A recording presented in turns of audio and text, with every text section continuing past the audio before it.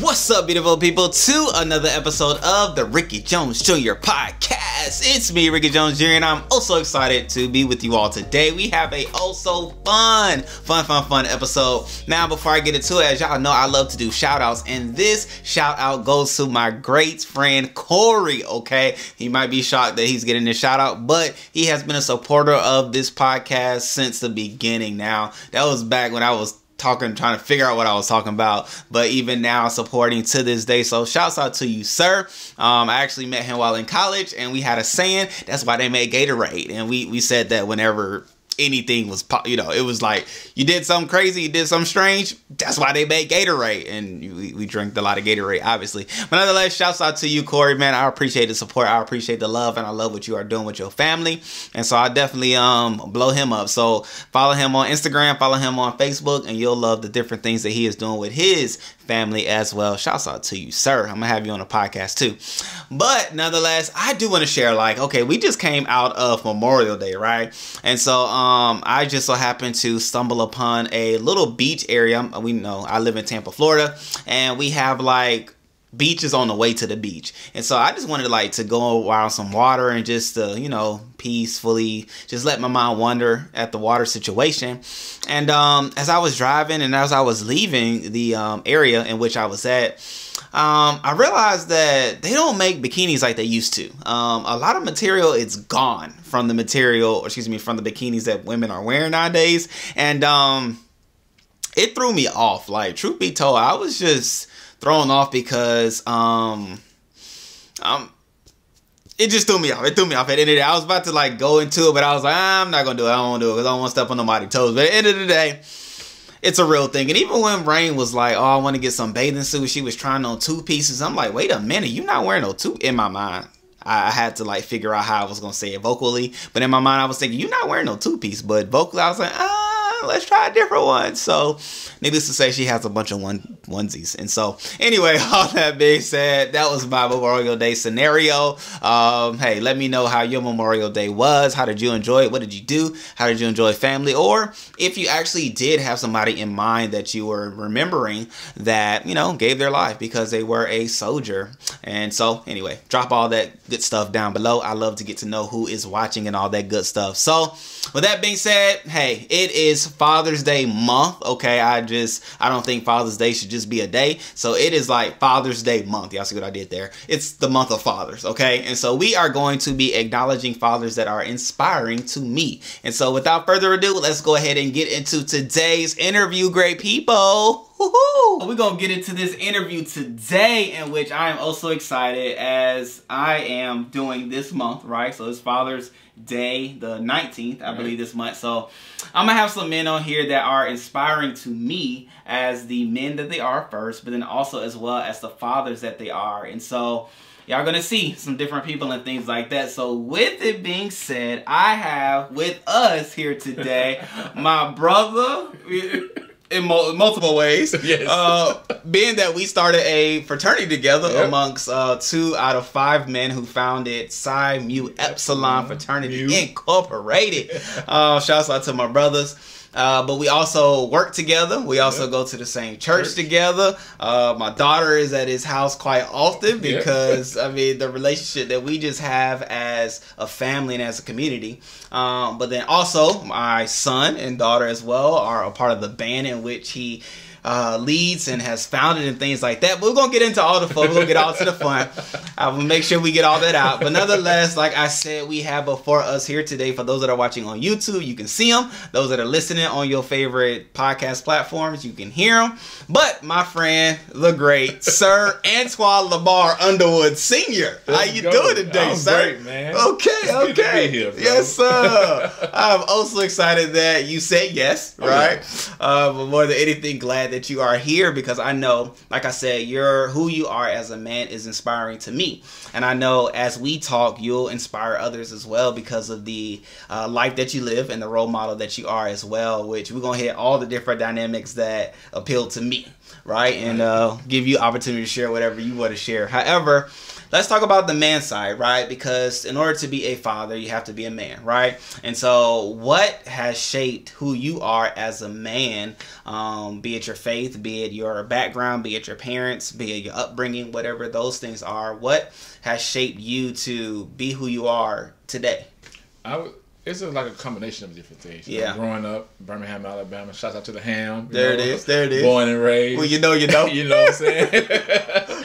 But just being around positive men, you know, my dad, my brother, older brothers, and then, you know, me being a part of the band program at my high school, Mr. Maddox. Nice. You know, seeing him and how he does with his family, and he was a businessman, and so just watching it and seeing that, like, you know, it really helped. Yeah. You know, a little bit about my journey. You know, when I moved down here in June 2006, okay, I just moved to start a band.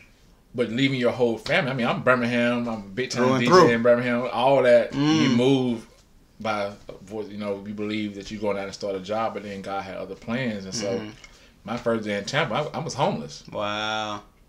And so, you know, you having to lean and know what you brought up on, what you heard. Yeah. You know what I'm saying? Now you on your own, you know, you're not having mom and dad there or whatever. And so it was like part of what just watching people do it, but also too a learning experience too. But not just learning by yourself, but having other men that you can look up to see how that thing pans out. And so after I did that, you know, things became, you know, my faith began to grow. Like, okay, I can't do it because I'm, you know, you try to do self-effort and you try to be on your own, but it was God. I depend on Him. You know, He told me to start a marching band.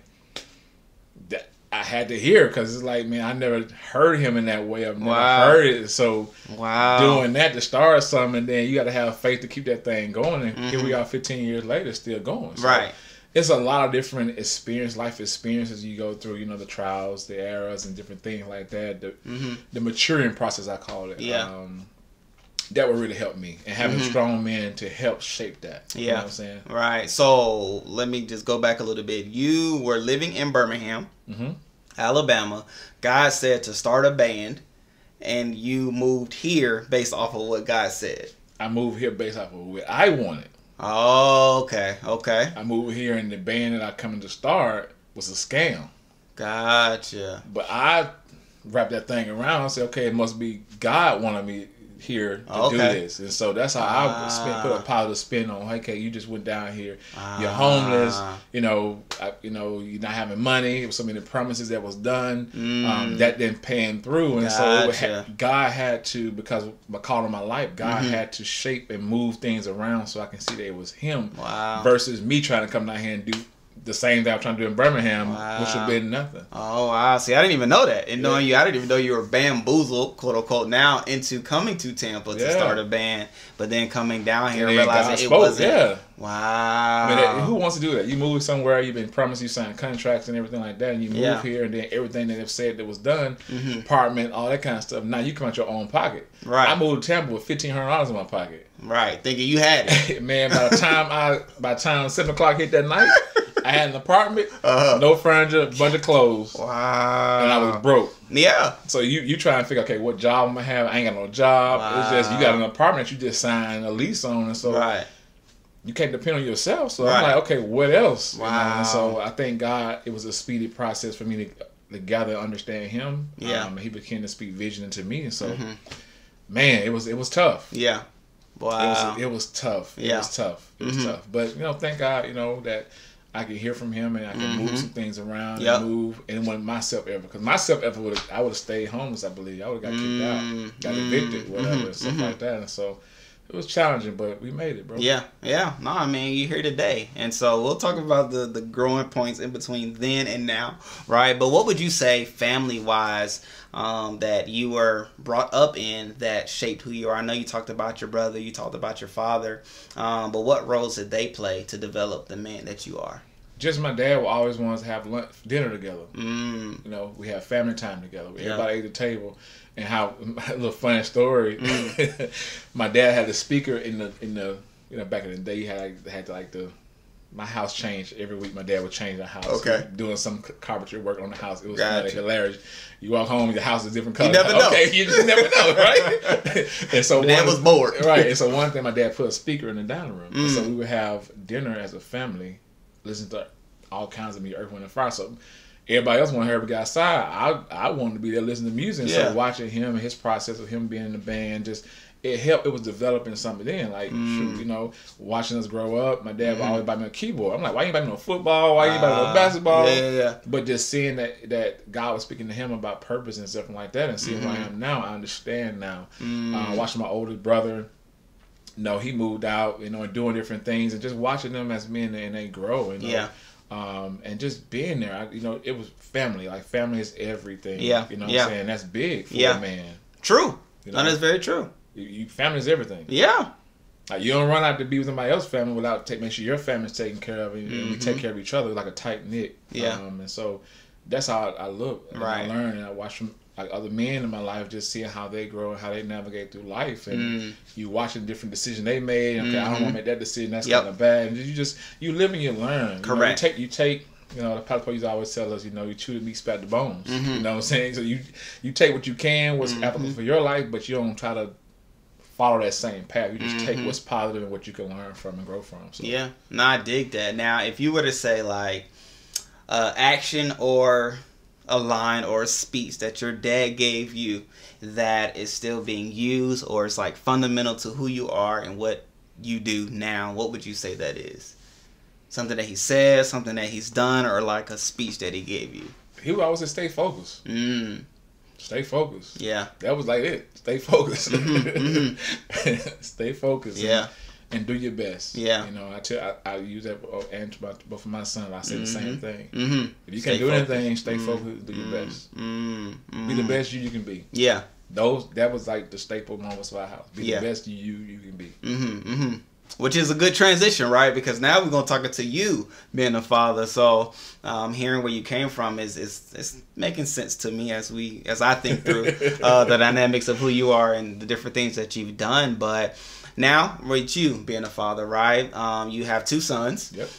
You have one with your wife, and you have one before, right? Which I even love. I will say I love your relationship with we call him TJ. Your son that is not a part of the marriage that you're in right now. I love the relationship that you all still have, which is key.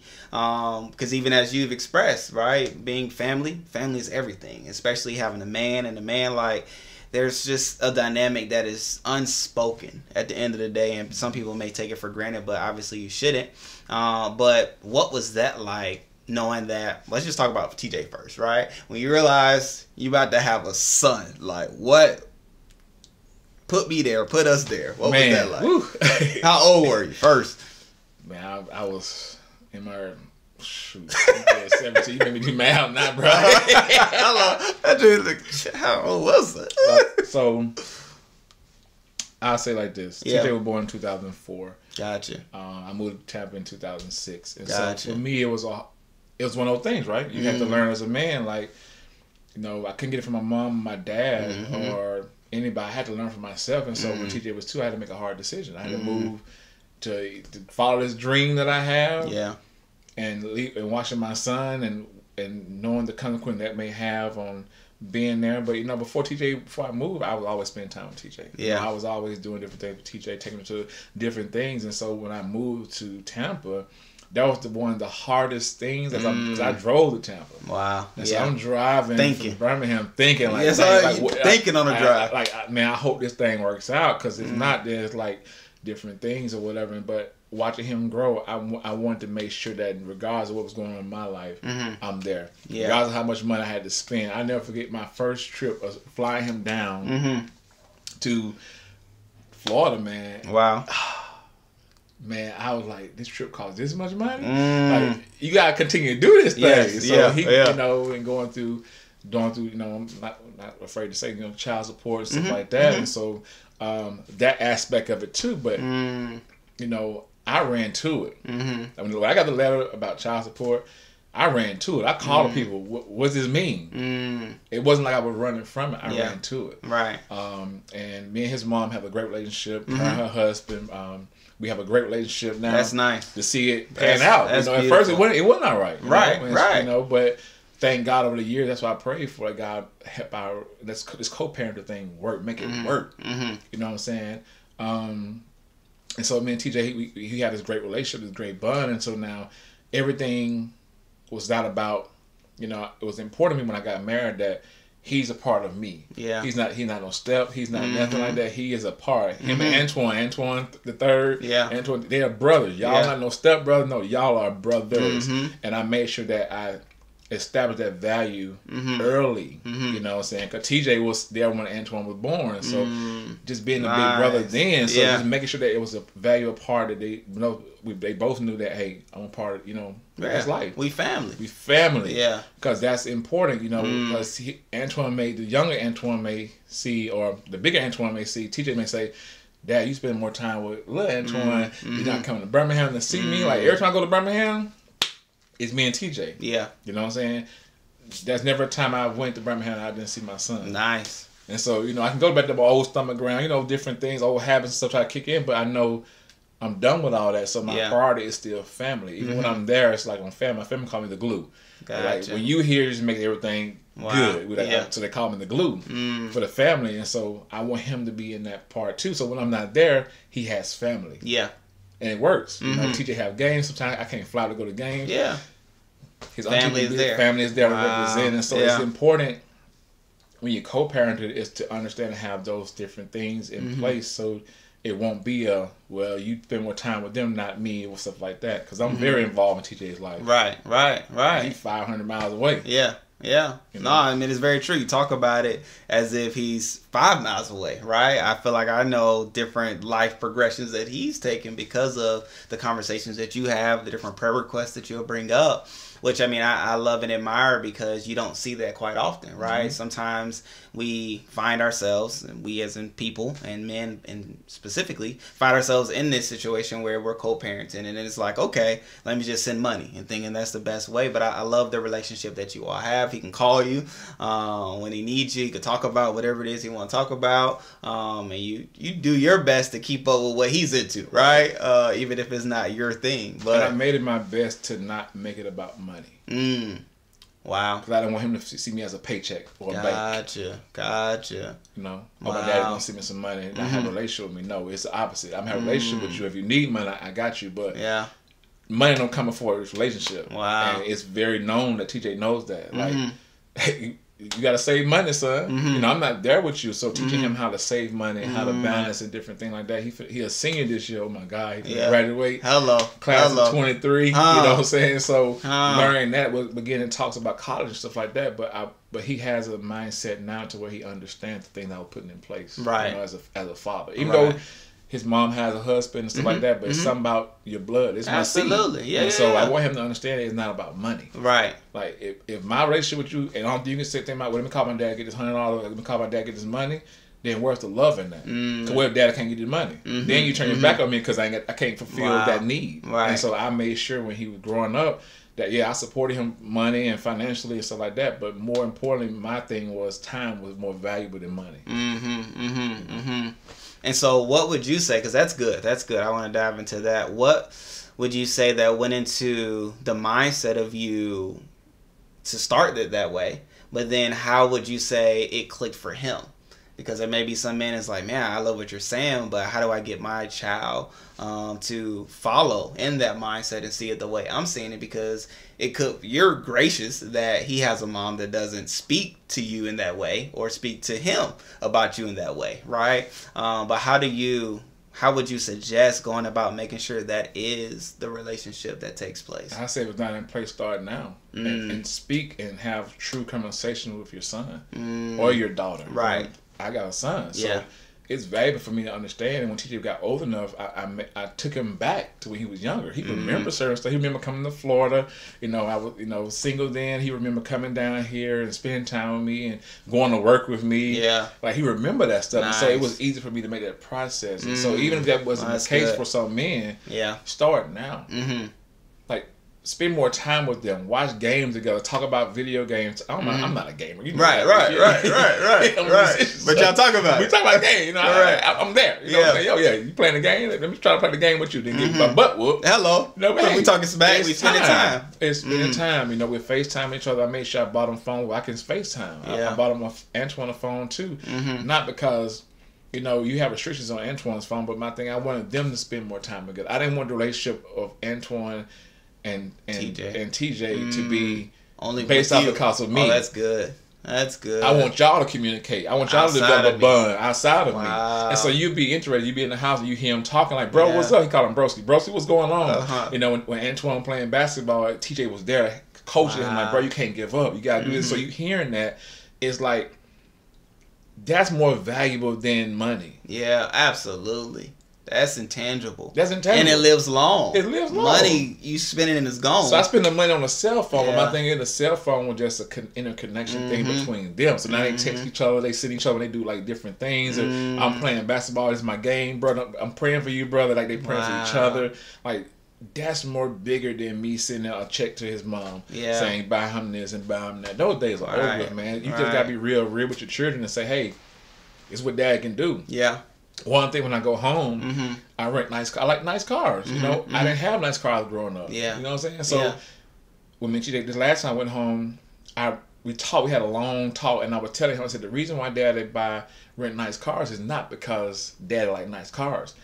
It's to show you that you can have whatever you want if you just put yourself to it. You don't have to have hand-me-downs. You don't have to have this. So I'm not buying cars to ride around Birmingham, you know what I'm saying? To stunt. Right. I'm not stunting because I'm going back to the environment like that I once lived by. I've changed now. So I'm going back in the environment at a changed manner. So most time I'm riding around, I'm showing him different places, but it's a place where it's son, I want you to know what nice things feel like. Yeah. Because sometimes we can bring our old childhood and make your children go through what you went through. They need to. They make them tougher and stuff. Make them like they poor. Like you poor. If I grew up poor, no, I'm not poor now. Yeah. I learned from that. I don't want you to have to go through and recycle that path. I'm breaking that cycle now. Yeah. And so communication is big. You got to communicate with the children. I communicate with TJ every day. Yeah. Grades.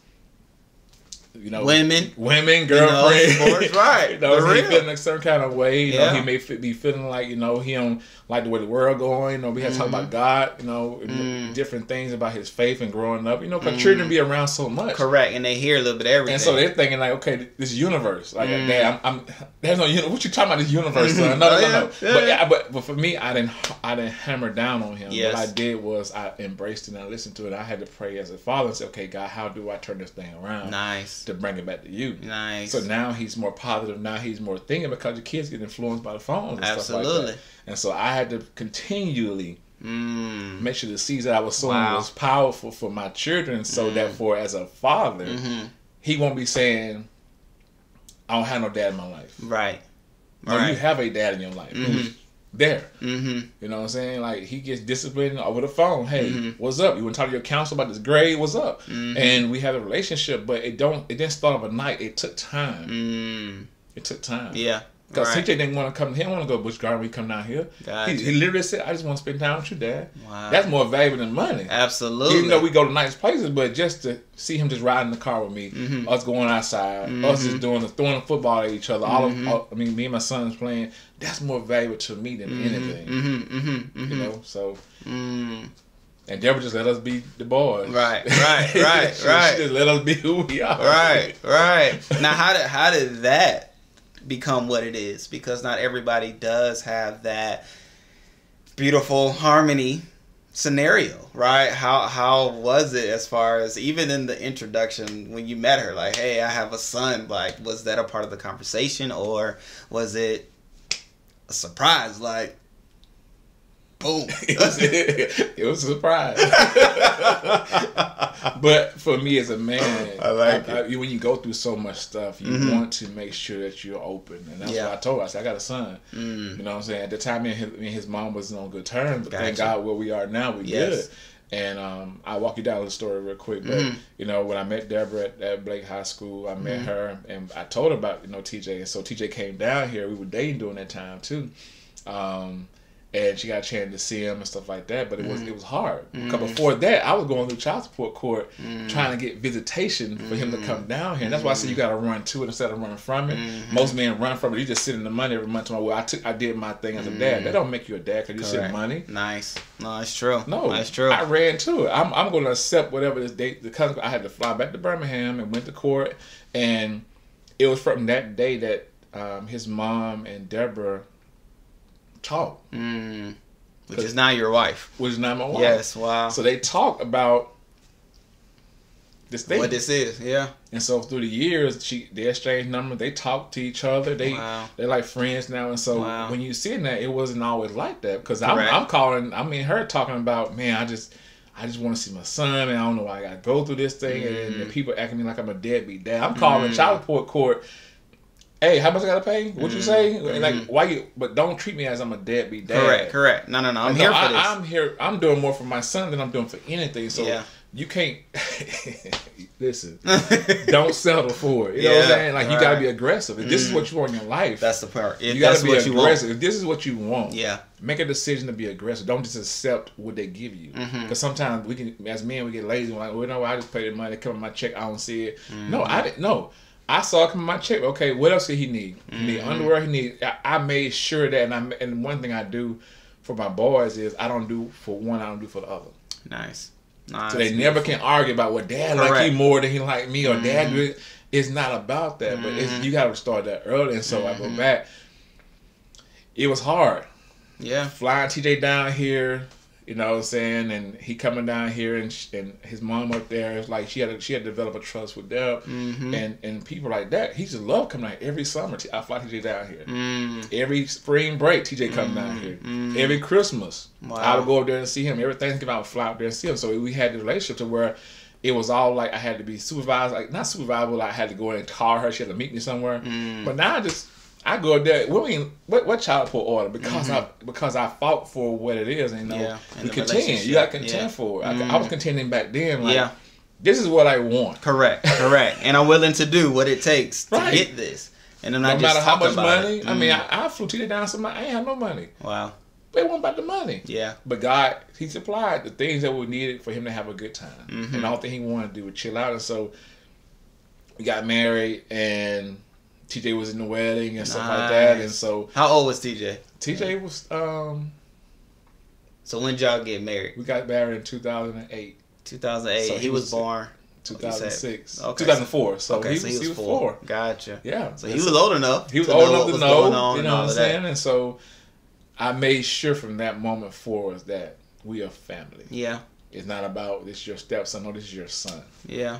And we co-parent the same exact way. And that was important for me. Right. Now, did the aspect of making sure you do for one as you do for the other, was that something that you learned from your father, knowing that you have brothers and things like that? Or was that just a mindset that you didn't want anything to come between their relationship? I mean, you got boys, you know, your homies, what they go through is like, man, like I didn't understand how to articulate it then, but I just, I don't want that to be me. Nice. Okay. You know what I'm saying? Yeah.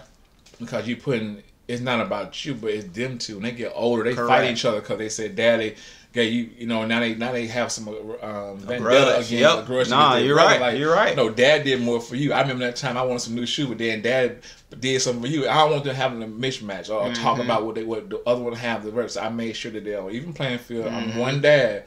Make sure all y'all need to take care of the best I can do. Yeah. You know what I'm saying? Like I don't flaunt.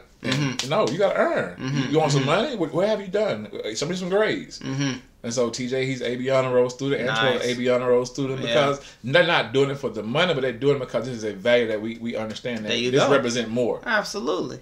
It represents more than just me doing that. They want me to play basketball and stuff. They want to be pro this and pro that. Like, man, look, I don't want no dumb athlete. I don't raise dumb athletes. And I don't reward bad. I don't reward anything that's bad. That's my saying in the house. There it is.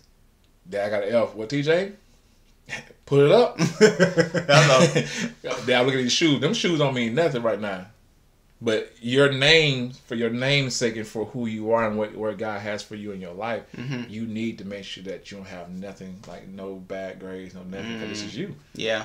Now that's gonna stay with you. That's gonna stay. That's gonna stick, and that's what people gonna look at. And so you do want to make sure, you know, as an athlete. No, that's good. That's good. So now knowing that you have TJ and Antoine, how was it for you speaking with Antoine, knowing that, okay, you all live together, you do life together, everything is together with you all? How was it for even him, teaching him that, no, you have a brothers, TJ, boom, boom, boom, like this is what this is? What was that like?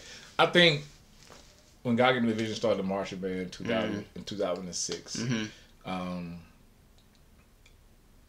My children, TJ was in the marching band. He was there. He was doing the same thing, went through the same pattern. Mm-hmm. And he had, of course, you have multiple brothers. Mm-hmm. You know, I have multiple children, like they call it. You know, you have multiple fathers for everybody. Mm-hmm. And so having them around other people, it wasn't, that void wasn't as apparent. But when TJ, Trey was born, mm-hmm. TJ was there to hold him. Mm-hmm. They were playing together. He was feeding his bottle. He was doing everything like that. He like his brother. I got pictures.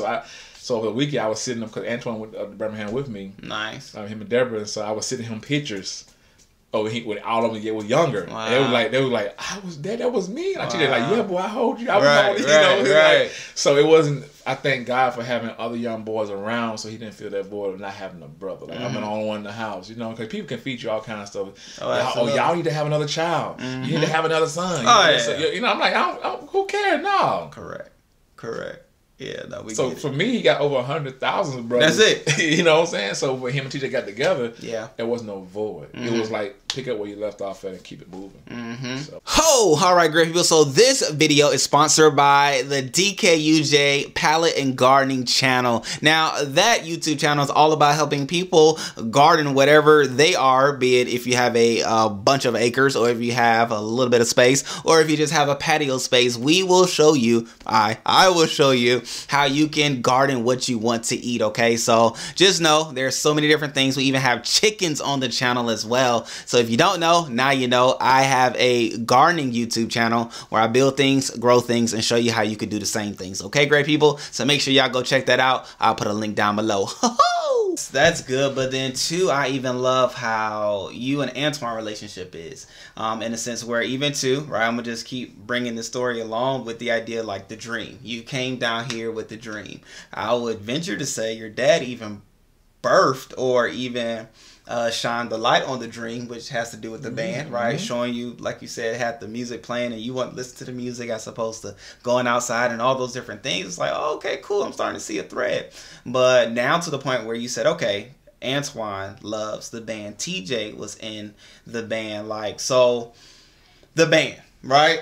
Well, we ain't gonna get there yet. Let's still talk about fatherhood right now. We're gonna talk about the bed because the bed is powerful. But in the aspect of fatherhood with Antoine, what would you say are some different things that you hold to and value and even instill in him, being in your home, right? That you're like, okay, this is what this is who we are, this is what we do. What are those type things? One thing I always tell my sons is you're the leader. Mm-hmm. You're a leader everywhere you go.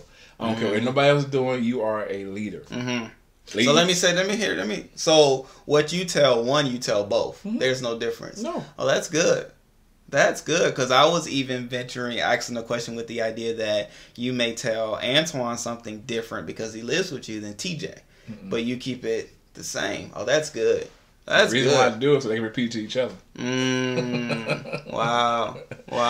So back in 2012, when God gave me the saying, "Focus on the mission, not the condition." Yeah. That's a known thing in our house. Yeah. You called me with a condition right now. Mm-hmm. What they said and what they're doing, and no, they ain't passed me the ball. They ain't do this. No, that's a condition. Mm-hmm. Focus on the mission. And so, like I said, I tell both of them the same thing. Yeah. Why? That keeps me consistent. I got time to figure out what did I tell him so I can tell him the same hello. Who gonna do that? That's a lie. That's some old games we used to do. I told Antoine this at 5:33 p.m. Who want to do that? Yeah, no. Oh, that's good. So you say the same thing to both, not only for their benefit, but also for yours, but then also too, with the idea that they can see you living that out. Mm-hmm. Oh, that's good. Okay, so what are some other ones? So focus on the mission, not a condition. Be a leader. Be the leader. You know, and the reason why I said be a leader is because don't tell me what they doing. What did you do in that? You know, did you pray for your friend? Did you talk to them? Did you try to encourage them? So both of my sons, I thank God for, they're both encouragers. They love encouraging. Yeah. You know what I'm saying? Yeah. They're very like tentative. They ask, "You okay, Dad?" Like I'm in Birmingham chilling. You know, I'm getting hey, vacation time. Correct. Hello, I understand. They both come in. Dad, you okay? You need anything? Dad, you good? You good? And not just one time. They'll continue to ask like in periods of time. But that's something we instilled in. Like you gotta just don't assume. Like go and ask the question. You know what I'm saying? Don't beg for anything. Ask. You got family, reach out to them. Don't live in pride. You know, things that I had to grow from. I'm teaching them not to do. Right. You know what I'm saying? Right. So, you know, be a leader. You know, if the teacher needs some help, you help the teacher. That's who we are. We're servants. You know, our family is about service. We are a serving family. We are served. We will serve to. We were out serving. Yeah, that's it. We were out serving. I'm telling you, we were out serving. You know, and not even trying to. No, it's just what you do. What we that's do. Very true. You know, I want my sons to know that. So, and important about fathers, I will always serve in the church. You know, I was the music director of the church. I was some of everything at the church. Yeah, having the marching band every Saturday. So a lot of things that people would do traditionally, like go to theme parks and stuff like that. It's not an excuse for me, but I make sure my children was involved too. If I'm at the church, you at the church. We go eat dinner as a family at the church. And that's where we at. Yeah, where we at. But they appreciate it and learn because they learn new friends and you know, TJ was small. When people see him, like, man, that's a grown man now. But people can remember him when he was Antoine's age doing the same exact thing. So it's a pattern that continue to repeat itself between the two. But I made sure they understand, like, we serve. We're service. You serve people. Why is that important? Because we serve people. That's period. Yeah. How you serve people? You serve people by your word. You serve people by your mannerisms. Yes, ma'am. No, ma'am. You know, please and thank you go far. You know, so all those different things like that. And so constantly reminding them of those things, you can kind of hear, yes, sir, no, sir. Yes, sir, I stay focused. I got to stay on my ground. That's what they say. I got to stay on my ground. What your ground is. Focus on the mission, not the condition. And so those are some key values. And I always say, don't wait for anybody to tell you anything that God's already put inside of you. So they have words of affirmation they write each other. Antoine, TJ started a journal. So write down different things that affirms what's already inside of you. I am this. I am that. You know, Antoine has in his room the same thing with TJ. They both keep journals and write down different things. And showing themselves where they are. I'm a leader. You know, I'm a champion. I call them both of them champ. Yeah. Champ 1 and champ 2. Yeah. I'd rather call them by their name unless they get in trouble. But but you know. But I was sitting there and when they was in the room, they were playing around basketball, both of them, and God was like, both of them are champions. And so I'm like, okay, I call them champ. So me calling them champ, that's in their mind. You see Antoine how you play. Oh yeah, TJ. Oh yeah. Antoine is so cocky, but it's great at the same time because he performs. It's not like he just cocky and he sucks. The boy's good, but when he score, because he gonna score at least 4 touchdowns. Right. And he gonna let you know the boy is legit. Same thing with TJ. Yeah, I told he gonna dunk on you. He did. I told I don't want no smoke. TJ, I don't want no smoke. Okay, when you come back to say I don't want that. Okay, I'm cheering for you, brother. I ain't against you. But that's not me saying something that's far fetched. I see something inside of them. Okay? Absolutely. Most people say, "Why don't your children follow your music?" No. I want them to follow what's inside of them. Because I'm not wasting no money on you buying instruments and stuff. And then I would say, I don't want to do that no more. We was supposed to be basketball. So I'm going to go, if you're going to be something, another thing I say too, don't join nothing that you can give you 100% off to. Nice. That's key.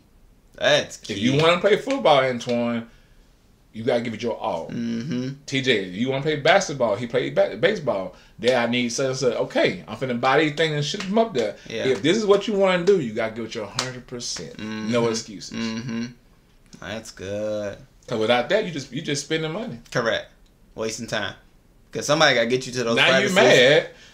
And you fussing at them by not following what you think that they're supposed to do. But no, let them follow what God put inside them. They both love sports. Yeah. You know, so why would I put a trumpet in? I mean, they both love music because their dad loved music. They love snare drum and drums and different things like that. And they watch me produce music and stuff like that. But I'm not finna force you to do that. Why? If I force you, I'm gonna get a headache. I'm gonna get mad and frustrated. Now, man, you got an eye against each other. You know what I'm saying? Because I'm trying to make you do something that's not really what you're supposed to be doing. So it's important for the parents to identify what your children love. You can love anything. Yeah. But what are you passionate about? What do you always talk about? What are you always doing? Like you watching basketball. Like Antoine watching YouTube videos of basketball, trainings, and TJ doing the same thing. They always want to get better. Man, we was in Birmingham. They were competing against each other. Like, man, I don't want to smoke, man. They going against each other. But guess what? That's a good camaraderie to have, man. Yeah, especially with your brother. Yeah, the father, you just sit back and just watch like, man, look what the Lord is doing. That's it. That's it. Now, I will say, even as you were talking with the fact of you talking about starting the band and doing the band and things like that, and Antoine being there for the band just as TJ was, which now Antoine speaks of football that he wants to be into and basketball. You talk about that too. But talk about you dunking on people, so, okay, we'll see it. But with that, I even love the fact that as Antoine was growing up, you also did keep him in the band because that's something that you do. And so even to the point where he plays multiple instruments, like how many instruments can Antoine play? Man, I stopped counting. Right. The boy can do it. He would literally take mouthpieces from the band room and say, I want to learn the instrument. Boy, what? And now it's different things. But yeah. Drums and all. Right. But he can do all of them. Trumpet, same thing. It's right. But it didn't hurt you when he wasn't like, okay, this is all that I want to do, but I also want to do sports. It was like, okay, if this is what you want to do, as you would say, make sure you give it your 100% and we can do it. We'll support you. We'll be there for you. Now, that's good because some fathers will get mad, right? They'll get mad and frustrated thinking that, oh, man, my son is on this track because I see all this different potential. But then the son's like, or child or daughter, is like, nah, Dad, I want to do something else. But you didn't flip, you didn't trip, you said what you said, and he's sticking to it, which is key. It's key. No, that's good. And another thing, too, you want your children to be involved with what you're doing. True. I never wanted the stigmatism of, my dad is always gone. My dad's never around. Yep. No, I want you to come see what I'm doing. So you won't have that excuse no more. The only excuse you have is I'm hungry. I feed you when I can. We doing band right now. So it's like all these other kids. The Underwood household. Yeah. Like you here with everybody else. That's it. You know what I'm saying? I'm not leaning on you because you're my son. Like no, you're gonna go through this tough growth process that me and Gary Norman, who's my assistant band director, shout out to him. Yeah. G. Hello, D. But watching him, as a father, helped me out. You know what I'm saying? And his relationship with Trey and Layla, and it helps me out of being a father. So you gotta have strong men around you to help you when you don't think you need help. True. You know what I'm saying? With the discipline aspects and talking to your children and understanding your children. Like that was me because I was so bam. But those moments sharing with Deacon Gary and his insight helped me to where I am now as far as how my relationship with TJ, it helped. But you need strong men like that around you. Correct. Now, he may not say anything about me doing this, whatever, but you watch people. Correct. If you watch you will learn so much and you start That's so true. doing it. And man, it's a beautiful thing. No, it's so very true. And like I said, you're here because I've watched and I know. But it's good to even hear the thoughts and the words that go along with the actions that you do. But you've been talking about this band scenario for a while, right? So I'm going to go ahead and we're going to open that can, right? Because not only is Wood a great man, but a great father, but he's also a businessman, right? And so I was thinking about listing all the different ones, but let me hear from you. Like, what are the different businesses and things that you started, right, including the band? But what are some things that you found it started and things like that? Man, I started Soundwood Music. I mean, I've been a DJ for since 1995. I was DJing in high school. All our band parties, I was a DJ. You know what I'm saying? Doing CD players. Have two CD players stacked on top of each other. Wow. Yeah, we did that analog version. CD trying to match the beat per minute. Wow. You know what I'm saying? Doing all that kind of stuff. So I started at an early age. My dad was a DJ. And boom. There's that key part. That family. It's family. It's all in the family's legacy. You know what I'm saying? And so I came down to Tampa. I stopped DJing. So I started DJing with Pastor Brian when I had sound right. So I was like, okay, I can be DJ. You know what I'm saying? Because Deborah was helping out with Very. She was like Very's personal assistant and stuff like that. So, the greatest show on earth, that concert, I was a DJ. So it was like amazing, which helped rebirth what was already inside of me. And from there I did private parties, birthday parties, weddings, and stuff like that. Our wedding, he did Crystal's our wedding in Vegas. For sure. You know what I'm saying? It was awesome. From Tampa to Vegas. That was my first DJ on the road trip. That's you know it. That's it. In Vegas, baby. It's connected, man. That's it. It was in the Aria, the Vidar. One of the hotels. Yeah. That was fun. That was fun. That was a good time. I felt like I was a big time DJ. They asked me, like, what do you want? What are you going to play on? I'm like, let me get them pioneers. You know what I'm saying? That's it. You get the best. If we ask it. So Soundwood Music. Yeah. You know, and from Soundwood Music during the pandemic. Which I'll even say, you even have your son working with you. Your son's working with you and things like that. I'm sure when TJ comes as well. But they're even a part of that, which speaks to what you've been saying. Just making sure that you're not doing anything outside of what we're doing, we as a family, which is beautiful. I see that too. So, man, it's important for them to be there. You know, yeah. Hey, you make money, you want to come, you're going to be at this gig. I'm going to be over there trying to drink all the lemonade and stuff. Like, you're going to carry these speakers. You know what I'm saying? You're going to wrap these cables. Everybody got a part. Right. Everybody got a part. And so Soundwood Music, so during the pandemic, God had me to help churches, small churches out, you know, with their streaming plans like that, you know. Yeah. Shouts out to what we get to do with Ministry and stuff we get to learn. And so I was able to incorporate consulting to my business, not just DJ entertainment and stuff like that, but a consulting aspect of my business too. And go out and help people, you know, consult them about their sound systems and the video recording equipment, because you see it. We get the growing pains of not having the right equipment to record. You know what I'm saying? It's key. And so that was something that God gave me to go and help and do. It's been successful. You know what I'm saying? So, and from there, you know, me and my dad, family, you know, my dad big time DJ, and so what we did was we founded Phase 3 Radio. Phase 3. You know what I'm saying? A radio station with family on a radio station, which shouts out this summer coming back. DJ Wood will be back. You know what I'm saying? With a new spin, Dat Man, DJ Wood. There we go. Definitely coming back. Wait a minute. That's your name now? Dat Man, DJ Wood? Wait a minute. We have so many days for Wood, so it's like, okay, Dat Wood is another one. Okay. We'll be listening. But you were already doing a show. You had a show you were doing on the weekends, which is great, which I will say, we'll put all links down in the description of everything that he talks about. So far we have Soundwood Music. Which, let me ask this, are you local with Soundwood Music, or would you even go out if somebody's looking, is like, oh, we have a church or organization that need help with, you know, audio, sound, and things like that? I travel. Boom. Okay. So we have Soundwood, we have Phase 3, that's about to jump off this summer. Yep. My dad's, I'm a DJ right now, my uncle, Flacco, they're DJing now. Nice. Now on the radio station. I just took a step back, and it's important as a father, as a business owner, to step back. True. I was doing something. The pandemic, I launched my birthday. I graduated Full Sail University.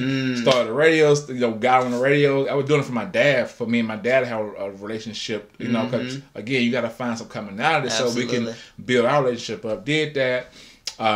Started my lunch on my birthday. 2020. Wow. Went from there, from 2020 up until the end of the first part of this year, I stopped. I had to stop. I said, let me stop, reevaluate how I do this thing. Yeah. I don't want to be just a regular DJ. I want this thing to matter. And so that's what I've been doing, taking time, chewing on different things. You've been talking about different concepts and stuff like that. Right. It's important you involve people in your life before you just go and make a decision. You pray, of course, but God gives you wisdom to go and talk to this person who's doing it well. You know what I'm saying? You haven't also, man, subscribe, man, to this channel, man. I appreciate that. Share that, you know what I'm saying? Because it helps me. Right. But those were some key things that I can say about being a businessman and where I am now. You know, just even the marching band, producing music for the marching band. I mean, don't skip over. We talked about the marching band, but let's talk about you being founder of the marching band, of course, with our church and all. But the dream. So I'm even pulling from, like I said, your childhood, and playing in the band. You played in the band in high school, playing in the band in college. Joined KK which is a band fraternity. Let's go. That's it. You know, I had a roommate in college that was a member, or that is a member of KK. It was fun, man. I was trying to. I don't know if I can say it, but he let me skate in the room. You know what I'm saying? Mine was terrible. I could never get it, but it looks so great. If you don't know, good. Y'all should look KK side strolling like that. The skating that they do. You know what I'm saying? There it is. There it is. And that loose neck. You know what I'm saying? I ain't gonna do too much because I'm not a member. But I tried it. But so yes, founding the band, man. That dream actually came into life now. You came down, like you said, 2006. Yeah. And what year was the band actually founded? It was founded in 2006. God gave me the vision in October 2006. Gotcha. So wait, when did you come? June. Oh, you came in June 2006 1st. to start the band. Matter of fact, yesterday is 16 years. Wow. So I think don't quote me, man. People 16, in the comments. 16 years. Wow. Yesterday. Wow. When I came down, and then God gave me the vision to start the band. Actually, me and Deborah's first date. Wow. I would ask her how Pastor Poe like for vision, like what we were there, and I was like, I want to start a band. We think my Pastor Poe want to start a band in a church. I think I got a vision for a church band, but I don't know. She told me how to do it, whatever. Yeah. And God birthed it, and it was something that was key for what He was seeing about reaching more youth. Wow. And so it was the start of that. You know? And that I hold it to my heart. You know what I'm saying? Being in that relationship with Pastor. Yeah. Sharing the vision with him, and he helping my growth process and see where it is now. And so, started with 7 kids and 1 instrument, bro. Wow. To my faith, 1 instrument. 1 instrument. 7 kids. Saxophone. Wow. So what the other kids? Other 6 drumsticks. There was drumsticks. Wow. And so we started there, and people sold donations, but we played for, President Barack Obama, Judge Hatchett, Ken Jones, Tampa Bay Rays, Tampa Bay Storm. Snoop Dogg. Go to the Bahamas and minister in the Bahamas. Taking kids that had never been out the country. So it's ministry for me. It's ministry for me, but also too, seeing my kids my boys can be a part of it too. Absolutely. So it's not about you just having a vision, but you got to involve them in every aspect. Yeah. And now Antoine plays the quad. He plays snare drum. Snare now. Last year he was on the quad. He was on the quad. It shocked you. Right. Like, I was like, what is he doing? Yeah, he was getting it. You know what I'm saying? But just seeing it, then go, and TJ loves snare drum. He got some sticks and drum pads. So just in that time, what they're doing, he's like, I'm developing my wrist. When I play basketball, I'm on that snare drum. So it's cool how they can tie it together. But I'm not going to force you to do it. Correct. But yeah, Vision of Marching Band, man, we've touch them in lives, man. Have an alumni band. It's just a matter when you see legacy being built out of something that God told you to start. Not have no resources, but then God supplied everything. So for me, it's important that you write the vision, make it plain. Yeah, we hear that so much, but what did that mean? Correct. And how does that even look? Once you wrote that thing down, you had to write it down. Look at it now. 16 years later, and many of lives impacted. But think about it. And even scholarships. And scholarships to go to college. Yeah, no, that's a beautiful part. Because I was working in the school system, assistant band director, but seeing kids lose focus during the summer. I'm like, I can't have that. In Birmingham, where I'm from, you could lose them. You can lose them really quick. Yeah. To the streets. And so my thing is, let's start something that's at the church. Because I'm getting my life back to Christ. I'm doing what I'm supposed to be doing. Let's start something that can impact people's lives. And so when we started, I started like that. People told me this and they told me that, and then working with Thaddeus, shout out to Thaddeus, Tyler O'Neill, you know what I'm saying? Big bro. I knew him before he was who he was now. Yeah. He gave us our first gig. Wow. That was Snoop Dogg at Snoop Bowl at Gaither High School, and then Snoop Dogg, we was Snoop band for Miami. When he did in Miami, that was an awesome experience for kids. But the number one thing I can say is having vision doesn't mean that you just do it, but it's hearing from God the entire way. The band be 15 years this year, but that don't mean I stop listening from hearing from God. Correct. Because lives are on the line. You got something going. Lives and legacy is on the line, and so for me, it's important that you cherish those moments, and when God gives you those things that seem like it ain't working that. Like, for me, I would have quit. 7 kids. This ain't what I envisioned. I said that, man. This ain't what you told me. I told you that. It ain't how you start, it's how you finish. And so, look at what we're doing now, man. We just had a battle of bands. We went to perform that, and so just you was there. You know what I'm saying? Oh yeah, I got my kids in there. Right? Oh, so you just gotta, when you see the fruit of what God told you. Yeah. It doesn't come in what you think it is. My people say, man, I don't get paid for what I do because. You can't pay me enough to do what I do because it's not about the money, man. It's about seeing people's lives change through something that God birthed in me, and it has touched so many lives, and so that's important for me. And I want my kids to see that, like what you do can impact somebody's life. Yeah. No, that's so very true. So we have Soundwood Music, we have Phase 3 Radio, and we have the Mighty Marching Lions. Like, man, 3 impactful things, not only for the kingdom, but then also for people, right? And I think oftentimes we, as entrepreneurs or whatnot, lose track in the fact that what we're doing is for people, not necessarily just for the money or for freedom and all the different things that come with it. boom. The money will come, but it's for the people. It's for the people. At the end of the day. So what would you say was like one of those aha moments for whichever one out of the 3 businesses was with that aha moment that was like, oh man, like it's more beneficial, or my impact is more for the people as opposed to the money? What was that?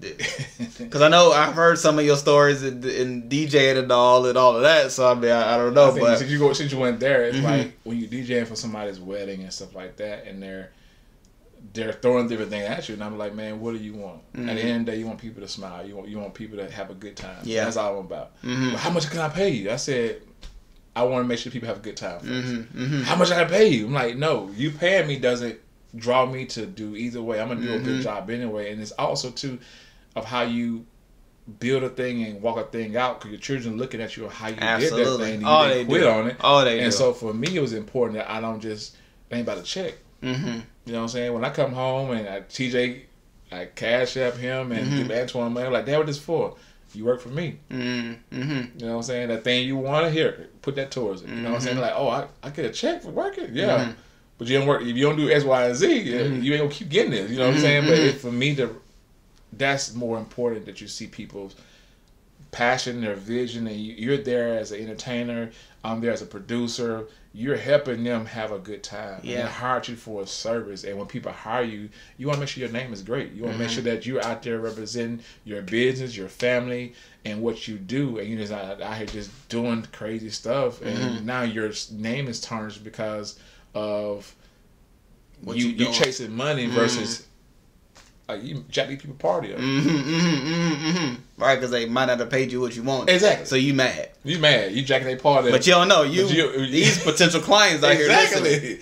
And now you worry about why your business ain't successful because of how you enter that thing. So, you know, we about excellence and not just talking about excellence, but being excellent. What is excellence? Like walking in excellence and stuff like that. So how you carry yourself, how you look and stuff like that is important for my sons to see. Be clean. Make sure everything's good because people are watching. People are watching. So something I did catch is the fact that when you do go out and do gigs and things like that, it's not the idea that this is my money and I'm just going to spend it on whatever I want. I'm going to look good and, you know, y'all got to earn y'all money y'all way. Like, no, it's a family thing. So if I win, we win. I know some things that you wanted, so let me send you something that you can get what you desire because you've either worked for it or you've done great grades to get it, and which speaks volumes, right? Because I love that. I'm in that agreement as well. Like, no, this is our win. This is what our win looks like. I shouldn't be the one that, you know, is earning and things like that, and I look a certain way and you don't, or I'm getting everything I want and you don't. Like, no, I'm a father. Right, and I'm a provider as well, right. And so I mean I love that part, but because then it teaches them. It teaches them, okay, this is what it looks like to go out and achieve and to do, and this is the benefit. But also too, it teaches them that you love them and you're there for them and you hear them, which is, I mean, you know, the Bible teaches your name is more valuable than riches. To be valued more than riches. Like, I tell my son, before you walk in the house, man, you represent the Underwoods. Hello. I be trying to tell them jokers. Camera rolling. Now, you know, I be trying, man. we have cameras back then, but now information, internet is out there. So anything somebody capture, you catching the attitude. That don't represent the Underwoods. That's what we're about. Yeah. And so knowing that, it's just family is tied to everything that you do. It's not exempt. You can't just put, well, this is my thing. No, it's for a family because. You know, if God take me home one day, I want my sons to know that, okay, I know what my dad did. Let me keep this thing going. Yeah. Not only for me, because I'm not a DJ, but let me hire some other people out to keep my dad's legacy going. That's what you should teach, legacy versus teaching to get a quick money, a quick dollar, because that ain't going to do that. Money runs out. The legacy is forever. So. Now you talking about this legacy. We got to dive into this legacy thing. Ho, great people. This is another sponsor of today's podcast. It is Christians Deserve Orgasms 2, the book written by my lovely wife, Crystal Jones, in which she says on the back, Christians Deserve Orgasms 2 will equip Christians with tools to build intimacy, hygiene tips, and sex positions. Some you will want to try, and others you will determine aren't for you. By the end of the day, let's all at least agree to stop trying to bake cakes from scratch with no directions. You finally have a safe place to learn about sex. Ladies and gentlemen, boys and girls, I know you know somebody that is about to get married or is getting married or is in a serious relationship, and here's a book for them. Here's a book to help them so that once they make that transition, they are in holy, blissful matrimony, okay, the right way each and every time that they do link up, and this book will help them do so. So find it down in the link below, or you can find it on Amazon. Christians Deserve Orgasm Too. So you talk about this legacy thing, which you said it multiple times, which I heard it. I know what it means. However, I will say it this way. I know what it means to me, but what does legacy mean to you? Legacy means that sometimes I hear people say legacy is my legacy, is my legacy. No, yes, your legacy, but my thing is legacy is more than just being yours. Yeah. Because people attach to your legacy. Yeah. You know what I'm saying? Like I say the Underwood legacy is this. But no, it won't be a legacy if it didn't impact people. Yes. Otherwise, legacy is just a name that we keep throwing out. Legacy is like you see a final line that's through everything, that's attached to everything that you do. Marching band, sports. It's in our family. Deborah loves sports. Antoine loves sports. TJ, you know, she loves sports. Golf. You know what I'm saying? And so, a quick story. Antoine will come down for summer. Okay. They play golf. Yes. That's one thing. Summertime, you're going to golf camp. That's it. There is no ifs and buts about it. You're going to golf camp. And I will say, like I said, we're close like this as families. My daughter Rain, she's in golf camp right now with Miss Deborah and Antoine and them. So you're right. Summertime is golf. And so you learn that, and so they want to quit. I don't like golf. Why am I out here? You know, but no. Where else you gonna go? I'm at work. Correct. She's at golf. You're gonna be either one. And I'm sure you're gonna choose golf. And you're gonna choose golf. But then I started saying, okay, listen, guys. They came on when they were complaining. Damn, man, so hot out there. You know, I'm thirsty. And I was like, well, okay, we saw that. Take a little small cooler, get some Gatorade or whatever. But I said, okay, what are you trying to do in life? Basketball. I said, okay, it takes endurance, don't it? Yeah, it takes endurance, but I'm just saying it's different. You know, basketball. I said, no. You working on? I said most sports, most people who play sports, and y'all help me out here. They love playing golf. That's very true. That's very true. Either during, while playing the sport, or after. They gonna play golf. That's true. So my thing, they were like, you're right. I'm sweating. I'm moving my upper body. I'm working out. I'm walking, working on precision. I said, yeah, all that goes into what you're doing. So nothing that you're doing is just I'm forcing you to do something. Because sometimes kids can think that you're forcing them to do something. Correct. No, that's true. That's true. And it's not that. It's all gonna work together. And I love that. No, that's dope. I like that. That was shouts out to you, Antoine and TJ. That's what that was. Shots fired. Okay, hope y'all caught it. But Dad's right. As he is. Now, have you ever thought about, I'm gonna ask this, have you ever thought about what you want the legacy of the Underwoods or the legacy of Antoine or the legacy to be known of you? Many times. And what I keep coming back to is, serving.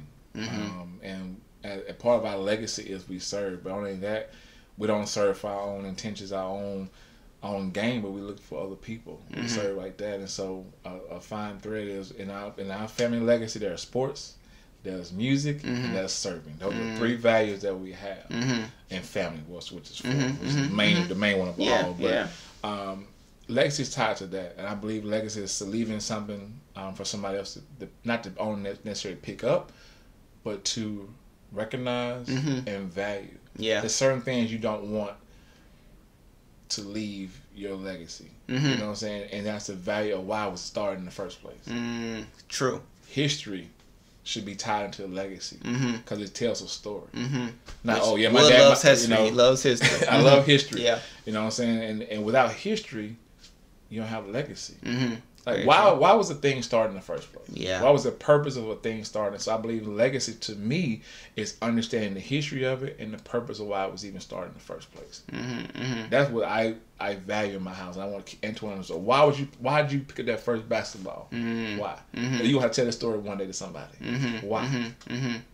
There's a purpose behind everything, and then tie that purpose to a legacy. And so when you see the Underwood legacy, it's all about those different things. So let me ask this: what is something that you would want to see in your sons that your dad did? One of the things is, which is it's kind of hard. My dad was a builder. He built, like, if he sees something, I believe God gave my dad vision to just change things. He didn't want things to be the same, you know, and that ties into life. You don't want to keep doing the same thing, getting the same results. So he would change stuff. So I will definitely want to see my sons them be a part of building something. You know, be the builders of whatever you've been a part of. Build strong communication with your teams, because you know Antoine, he was a quarterback. Correct. I don't know where my son get this quarterback from, y'all, but he became a quarterback at flag football, and he was good. Yeah. But you know, he became the captain of the team. He would work the team out, and like, man, where he get this from? But he was helping build these players that were on his team, building the camaraderie. Even if they lost, he was always like, man, don't worry about this. It's just a loss. It's just a loss. But he was building their confidence. And so I believe a big part of taking what my dad did is build. You're a builder. You're a builder. You change atmosphere. You change different things. Nothing stays the same. Like, because of you. Because of you. You know what I'm saying? Like, when you walk into a room, what do you bring to that room? Like, what do you bring to the team? Not just getting what you can from the team, but what do you bring to the table? And so that's a part of my legacy, too, with builders. I dig that. Like, you built the marching band. Yeah. Which is building youth, building our future generations. So, I love that and dig that. Now, let me ask this. What are some future things that the Underwoods, the Antoines, Miss Deborah, of course, have in store for the future? What are some things that you're looking forward to, and what are some things that we could be on the lookout for? Man, you already talked about the summer. I know summer phase 3, but I'm looking forward to. We're looking forward to seeing TJ, you know, get his last year of high school. True. Antoine going to a new school next year, and so for me, we're just tending to what was already done in our lives. You know what I'm saying? Family time, sports. So really not nothing being built, but tend to what's already happened. Because sometimes you can have everything, these different things, and you get loose with it. And we just want to tend to what we got and just focus on more on our son's growth in sports. Deborah loves sports. Just being sure they can do the grades and just focus on TJ's senior year. Because, you know, he got big plans to go to college and stuff like that. So I don't want to start anything else than what I'm doing right now to miss out on that. Again, family is first. Everything. Business to do what they do. And I do want to even throw in the aspect as it pertains to Antoine going to a new school. I won't say the name of the school for his privacy and all that good stuff. But I even love the fact that you all as a family came together to pray for him to be able to go to the new school. So much so, like I said, we in here type that Rain going to your all's house was like, okay, she came home with the idea that, Dad, we got to pray for Antoine. He want to go to this new school and so forth and so on. So, okay, we're going to pray. We're going to pray for him. And there were times where I was taking Rain to school and she'll say, Dad, we didn't pray for Antoine. Okay, let's pray right now. Boom, boom, boom. And so just as well to be able to see he actually did get the opportunity to go to new school, did get a space available for him to go in, but just as well, I'm sure that did something for him because you all talked through what y'all were going through. Hey, we're going to pray about this thing right now. They're saying that there's no space, or we're going to believe God there's a space going to come available. And then we're talking, this was at the end of the school year. The clutch came through in the clutch. That's it. End of May. The guy was like, here's a spot. And I'm sure that was just something that you'll never be able to take away from him. But then as well, that's an example that will live forever, because it's like, oh man, we stood on something that we believed in and we prayed to God about it and God came through. Man, like, prayer's important, and that's what we still in our family. My boys, like, you pray for it. TJ, what you want to do? Dad, I want to make the football team. I want to make the basketball team. I mean, he called me for tryouts, and we prayed at the church. Tryouts, True, you know what I'm saying? True. Now, I said that was a prayer that got Antoine the trial, but just knowing you have a community of people standing behind him, and just that's what you said. It's big on who you're around. And so when he became playing basketball, he thought, oh man, I'm gonna be the jump. But then he would call me some nights like, Dad, they didn't put me in the game, or they didn't pass the ball to me. I'm like, well, son, what's that stopping you from doing what you say you do? Because you pray about it, you know. children don't like to hear that. They don't like to hear it. You know what I'm saying? But it's in true. due time. But they do. You know, at the moment I listen and so like, okay, let's pray about this thing. You know, what do you want? You know, what do you want? What is God showing you in this moment? And for that moment with Antoine, it's very, very important that children know that your family pray. Your dad praying for you. Yeah, Antoine coming out, you know. Oh, my head hurt. Did you pray? Hello. Do you believe God can heal you? Facts. And he just looked at me one day like, yeah, you're right. I do believe God. Yeah, they don't want to hear that. But it's what they need. You know Hello. Because that's what you're doing too. Right. And they like, you got the magic wand that you gone. No, I'm praying too. Slap it on your door. No, I'm not doing that. I'm praying. It's very important that you develop a prayer life. And then now you hear my son like, man, I was praying for my friend. My friend going through something. You hear them talking, but they aren't regurgitating what's already in the house. It was in them. And so me, growing up, my mom and dad, you couldn't go to nobody else's house. Because remember, you represent more than just you. Absolutely. And so we had a certain mannerism about us to go somewhere because I want nobody telling me that you went over there and cut the food. Oh, yeah, no. House. And that ain't going down. You ain't going out no more. No, you ain't going out no more. Facts. No, that's true. I was that kid that when I went out, they loved me being there, right? Because my parents, they taught me to fold my towels when I was going to the shower, all of that. Like, it was just different things I did that other kids didn't do, but it was to your point of parents just taught me this is what we do. This is who we are, and know that you're representing us. But it wasn't even like, and I'm saying it with the idea that it wasn't even like this weight that I walked around with. It was like, okay, you're right. Like, it does mean something to be a Jones. It does mean something to be Ricky. Like, you know, and I'm named after my father. And so it means something. So I walk with that, you know, pride in a sense. Not like arrogant pride, but the confidence. That may be a better word. I walked over with the confidence that I am a Jones. I represent the Jones. So let me do things the right way. So no, I can remember when TJ was in school. He called me. Like, Dad, my friend was like, they don't believe who you are. What does that mean? I don't believe who you are. Because he was telling about my dad know this person, know that person. Oh, okay. So I'm like, well, son, they probably won't. Here's a picture. Show him the picture. So he's like, man, your daddy balling.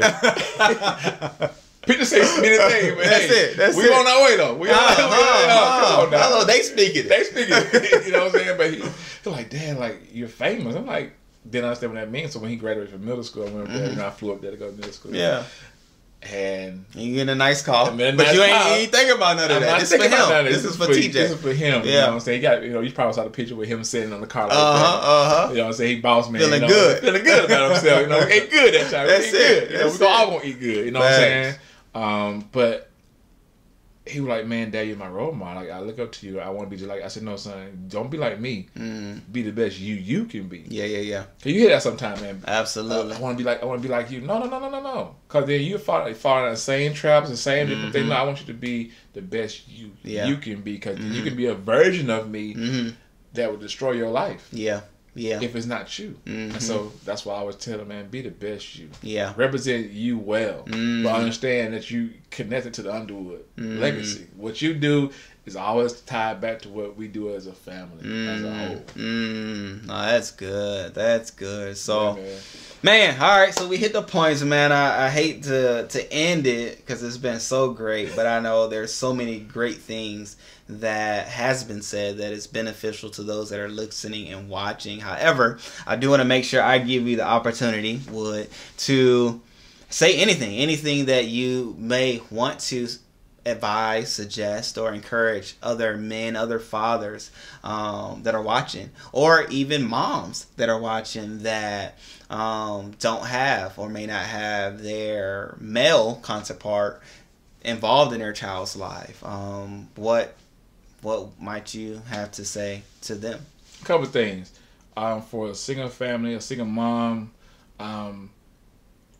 find a good program that your child can go to, like the marching band. We have, a lot of single moms bring their sons because, they don't have anybody positive speaking in their lives. And now people call me dad. Like, I have grown men right now call me pops, dad, because I've impacted their lives. And so you want to start that early. You're not alone. You're single.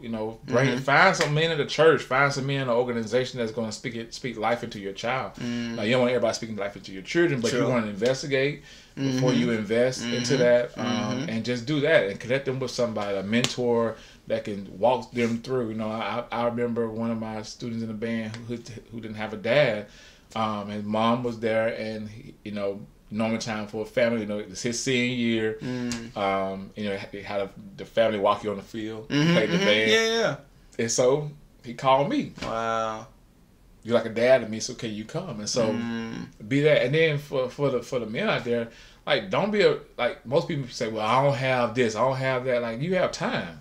Sometimes boys and young men just need you to say hello to them and what's going on, how your grades are, and hug them and tell them you love them and be there for them. You know what I'm saying? Nothing wrong with spending time with them. Yeah. Sometimes I would leave band practice with a car full of guys. We just go and eat some wings. You know, they always say, man, you don't get some wings in Underwood? Yeah. Why?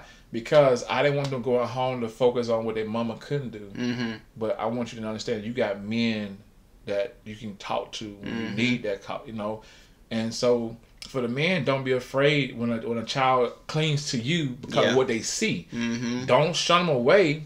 Embrace that, because you never know, man. You could be saving somebody's life, a young man, a young lady's life, to be there for them. And so that's what I would say, man. Just make time. You know, we busy, man. We got a lot going on, but please make time to impact somebody's life. Even if you don't have children, somebody somewhere, some child somewhere is looking at you for answers, and just don't be too busy where you can't give them an answer. It could be just, I'm having a difficult time in your environment. Just share an encouragement word, and that'll help them a long way. So just men and women, just take time to, when you hear children, when you hear youth talking, man, be the change that they need to see. You know, and we're all working on something. But that's not an excuse to not spend 5-10 minutes with a child that can change their life forever. Wow, man, that's good. And the funny thing is, like, Wood, amongst our friends, he's known to be the crybaby, right? But he got the gun. I'm like, man, like, that was good, because I mean, I started picturing kids, right? And one of my favorite songs is like, children are our future. Oh yeah. I get teary eyed every time. Whitney get to sing.